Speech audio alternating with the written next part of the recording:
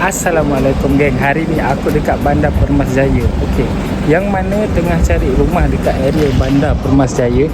Ada satu biji rumah ni baru renovate nak dijual. Rumah ni 3 bilik, 2 bilik air. Korang boleh dapat cashback dalam 30,000 lagi.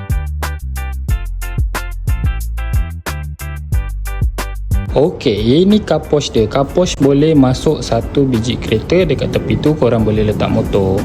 Macam biasa, pintu owner dah siap bagi dengan safety door. Assalamualaikum. So dekat sini adalah living hall. Dekat atas dah ada dengan L-box, dah ada LED strip, downlight pun dah ada, kipas pun owner kasih. Dekat belakang ni ada store. Bolehlah korang simpan apa-apa yang korang nak.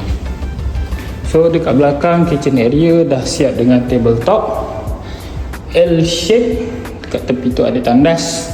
Tandas yang pertama dah fully renovate, fully tiles daripada bawah sampai ke atas. Dekat tepi ni ada laundry area. So jom kita naik tingkat atas. Ada lagi 2 bilik, 1 bilik air. Tangga ni korang boleh nampak 2 bilik.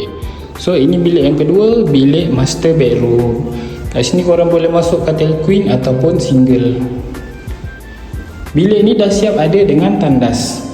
Tandas pun dah fully renovate. Jom kita tengok bilik yang ketiga.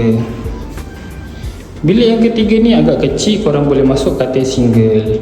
So kalau korang berminat dengan rumah dekat Bandar Permas Jaya ni, rumah ni 700 square feet lebih, 3 bilik, 2 bilik air, owner nak jual 408,000 sahaja. Rumah dekat Bandar Permas Jaya ni senang korang nak keluar dekat highway, dekat dengan banyak kemudahan. Kalau korang berminat, komen di bawah.